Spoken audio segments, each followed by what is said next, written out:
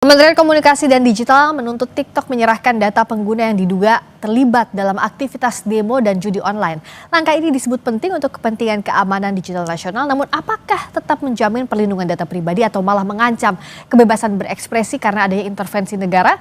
Kita bahas bersama dengan Syamsul Rizal, anggota Komisi 1 DPR RI fraksi PKB, dan Pratama Persada, pakar keamanan siber Cisrek. Selamat malam, Deng Ical, juga Mas Malam. Persada, Mas Malam, Pratama. Assalamualaikum warahmatullahi wabarakatuh. Waalaikumsalam warahmatullahi wabarakatuh.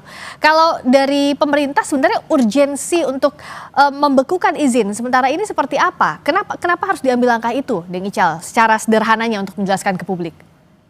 Ya, sebenarnya langkah ini adalah langkah terakhir. Langkah untuk memastikan bahwa penggunaan dunia digital ini tidak semena-mena dilakukan oleh orang atau lembaga yang memiliki akses untuk menyebarluaskan sesuatu berbasis internet atau berbasis digital. Jadi ini juga menjadi semacam peringatan untuk platform yang lain bahwa ada rambu-rambu yang mesti ditaati karena ruang digital ini adalah titik temu antara kebebasan berekspresi dengan perlindungan keamanan. Jadi selalu ada titik equilibriumnya, sehingga ketika ini dilanggar, maka pemerintah itu punya hak, bahkan punya kewajiban untuk memastikan ruang digital itu tetap sehat, produktif, dan tidak mengganggu keamanan juga kenyamanan. Oke, kalau dari Mas Pratama, secara sederhananya apa dampak yang bisa dirasakan oleh pengguna dengan adanya yang pertama adalah menurut saya ini bukan langkah akhir ya, ini langkah awal sebenarnya. Pemerintah sudah melakukan hal yang cukup bagus. Dasarnya Permen Kominfo nomor 5 tahun 2020 tentang PSL itu private, ada undang-undang ITE, ada PP tentang penyelenggaraan transaksi elektronik, dan ada undang-undang PDP. Nah, apa yang dilakukan pemerintah ini menunjukkan bahwa memang pemerintah itu hadir begitu ketika media sosial digunakan untuk hal-hal yang tidak benar. Pemerintah itu hadir untuk menertibkan, bukan menertibkan dalam arti yang negatif ya, tapi untuk supaya hal-hal yang nanti mengganggu masyarakat, kegiatan-kegiatan mengganggu masyarakat itu tidak ada lagi gitu. Nah, teguran dan pembekuan administratif yang sekarang sudah dilakukan oleh Dirjen Pengawasan Komdigi gitu, menurut saya ini baru awal. Karena apa? Karena ketika itu dilakukan sebenarnya platformnya juga masih bisa jalan kan, masih bisa melakukan live dan lain-lain begitu. Nah, oleh karena itu harus dilanjutkan tuh. Kalau ternyata dipanggil nggak datang lagi, harus ada misalnya denda administratif atau sanksi finansial gitu. Jadi ada efek jerahnya. Nah, kalau misalkan nanti sampai dia nggak mau ikutin lagi, udah kasih denda masih nggak mau ikutin lagi, harus ada diblokir tuh, blokir sementara gitu misalkan. Sampai nanti mereka jerah. Karena selama ini memang kita nggak terlalu dianggap semua platform gitu. Mereka berdalih dengan punya kebijakan privasi sendiri gitu, sehingga ketika pemerintah membutuhkan data atau informasi gitu, ketika tidak sesuai dengan kebijakan mereka, nggak mau ngasih tuh mereka tuh. Nah, itu harus tertibkan karena mereka cari duit di Indonesia gitu. Dan juga sebenarnya Mbak Friska, ketika orang live untuk misalkan UMKM jualan gitu ya, mereka nggak mengharapkan gift gitu, mereka memang pure mau jualan di live gitu. Yang nyari gift itu kan dia yang live kemudian dia nggak jualan gitu, dia membuat konten-konten gitu supaya ada orang ngasih memberikan saweran itu ya kan gitu ya. Karena yang jadi masalah kemarin ketika lagi kerusuhan rame-ramenya, orang nyari informasi susah gitu ya. Akhirnya masuk ke TikTok, banyak orang nge-live kan situasi tersebut gitu, sehingga orang merasa bahwa dapat informasi kemudian dia ngasih gift. Yang jadi masalah adalah ketika saat itu orang nge-live, kontennya itu kadang-kadang konten yang beneran, live beneran, tapi ada konten yang rekayasa. Dia kerusuhan di mana, kapan gitu, tiba-tiba seolah-olah itu live gitu ya, sehingga malah membuat rusuh. Itu yang harus dikejar. Jadi kemudian ketika nge-give itu misalkan bandar-bandar judi, agen-agen judi gitu. Nah, itu yang harus dikejar gitu. Iya, karena itu untuk monetisasinya sulit juga untuk diawasi begitu ya, Mas Tama ya. Salah satunya dengan konten live bisa dimasuki oleh judi online. Tapi saya untuk terminologi membekukan ini, Deng Ical, apa yang jadi dampak untuk platform dalam waktu ini? Sebenarnya dampaknya itu luas, jadi ada positif negatifnya juga, karena ini membuat teman-teman yang biasa live terutama dari sektor UMKM itu juga terpengaruh. Tetapi yang dibatasi ini adalah TikTok live-nya.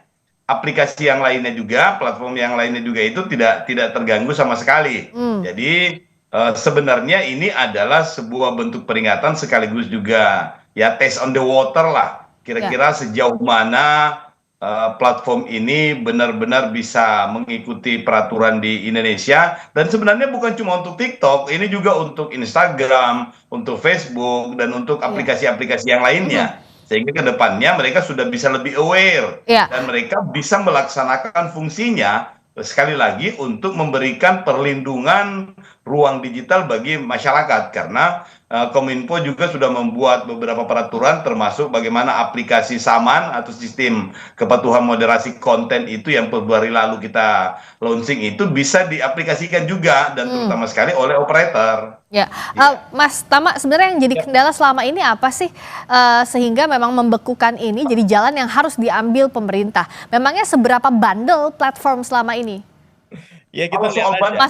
Saya ke Mas Tama dulu. Kita lihat aja. Setiap ada misalkan unggahan-unggahan yang membuat gaduh, unggahan-unggahan yang membuat provokasi begitu. Ketika pemerintah kita minta kepada platform untuk misalnya di take down, mereka melakukan nggak? Enggak. Gitu. Mereka berdalih dengan alasan ini demokrasi, kebebasan menyampaikan pendapat gitu. Kebijakan privasi gitu ya, Mas?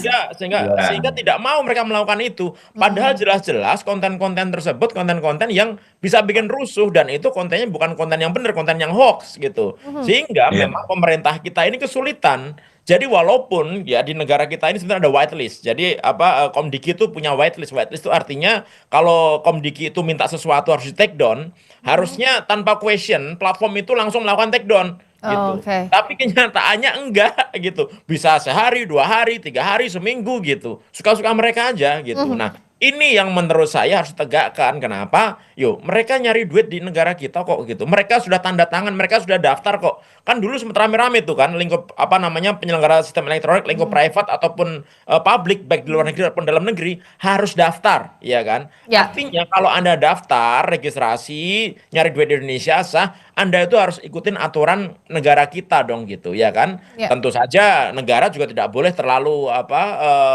dalam melakukan penegakan gitu. Misalkan pokoknya saya mau minta semua datanya pengguna TikTok dulu. Kalau pengguna TikTok nggak apa-ngapain masa mau diminta tuh ya, jangan dong gitu. Tapi pengguna-pengguna TikTok yang misalkan dia melakukan provokasi nih gitu, kemudian dia melakukan live tapi live-nya palsu gitu. Kemudian orang yang live tapi dia dapetin dari gift-nya dari orang yang agen judi online gitu. Itu yang dikejar gitu, bukan seluruh masyarakat yang menggunakan TikTok gitu maksudnya, Mbak. Nah, ini penting agar jangan pukul rata juga, karena kan pengguna TikTok ada yang memang menggunakan ini untuk UMKM, misalnya untuk usaha. Apa yang DPR bisa jaminkan dalam proses ini agar platformnya nurut, tapi warga pengguna juga tidak terdampak ruginya? Iya, yang paling penting dulu adalah bahwa lalu lintas informasi itu juga berbagai macam kepentingan di dalamnya, dan apa yang menjadi kesepakatan kita dengan Indonesia dengan Amerika yang kemarin itu adalah sebuah kemajuan yang luar biasa yang dikunci dengan kata educate under Indonesian law, berarti semuanya berdasarkan hukum yang berlaku di Indonesia. Jadi hukum undang-undang ITE, undang-undang perlindungan data pribadi, bahkan undang-undang telekomunikasi bisa kita gunakan untuk memastikan bahwa apa yang ditampilkan, apa yang dibolehkan tampil oleh platform digital itu benar-benar sesuai dengan kebutuhan masyarakat Indonesia. Mungkin saja ada hal yang sifatnya memang baru dan belum kita bisa antisipasi, kita berikan kewenangan kepada Dirjen Perlindungan Digital kita itu untuk menelaah. Dan itu juga memang kita sudah berkali-kali menyampaikan kepada Komdigi itu, bukan hanya Komdigi tetapi juga ke Badan Cyber dan Sandi Negara ini untuk berkoordinasi, untuk memastikan bahwa judi, pornografi, dan semua nilai-nilai yang negatif itu tidak boleh dominan mempengaruhi masyarakat kita. Jadi konteksnya ini adalah bukan hanya sekadar perlindungan data pribadi, tetapi sudah masuk pada ranah ketahanan nasional. Oleh karena itu ke depan memang dalam Undang-Undang ITE juga kita akan memasukkan untuk ketahanan nasional dalam kesempatan revisi nanti, termasuk di Undang-Undang Penyiaran, bahwa bukan hanya dalam konteks memberi atau menerima informasinya, edukasinya, kemudian hiburannya, tetapi yang paling penting itu adalah menjadikan semua regulasi kita itu dalam perspektif ketahanan nasional. Jadi kita juga melindungi apa yang dikonsumsi oleh masyarakat kita. Ya. Oke, kalau dari Mas Tama, ini kan sekarang pemerintah juga harus mengejar agar ada efek jeraknya. Tapi yang seringkali jadi problem bicara soal edukasi juga dari pemerintah atau wakil rakyat ke penggunanya yang nggak sampai nih. Kenapa ini terjadi? Apa yang harus dilakukan? Apa yang sebenarnya jadi latar? Nah, menurut Mas Tama gimana?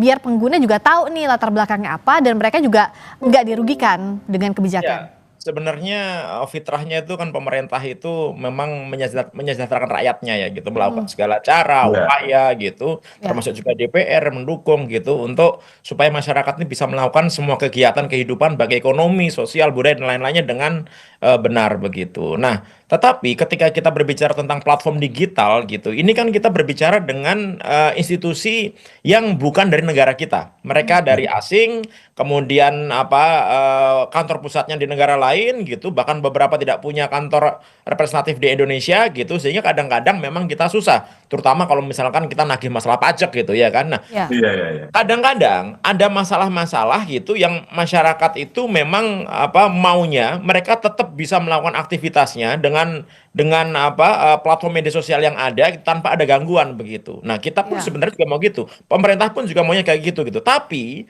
masyarakat juga perlu diedukasi memang, sehingga memang masalah literasi ini penting Mbak, dari mulai kurikulum sekolah gitu sampai dari mulai SD sampai kuliah gitu ya, bahwa memang ada hal-hal tertentu yang kita perlu mengatur gitu. Bukan artinya ngawasi kemudian membatasi kemudian nggak boleh, bukan gitu. Tapi ini perlu diatur gitu. Karena Ya. apa? Platform itu terlalu berkuasa kalau menurut saya gitu. Iya, iya. Mereka itu bisa melakukan apa-apa dengan kemampuannya mereka gitu, dengan algoritma yang mereka miliki gitu. Contohnya misalkan platform e-commerce gitu. Coba mereka lebih memprioritaskan barang-barang yang dari negara luar sana dibandingkan dengan barang-barang yang dalam negeri kita gitu. Ya.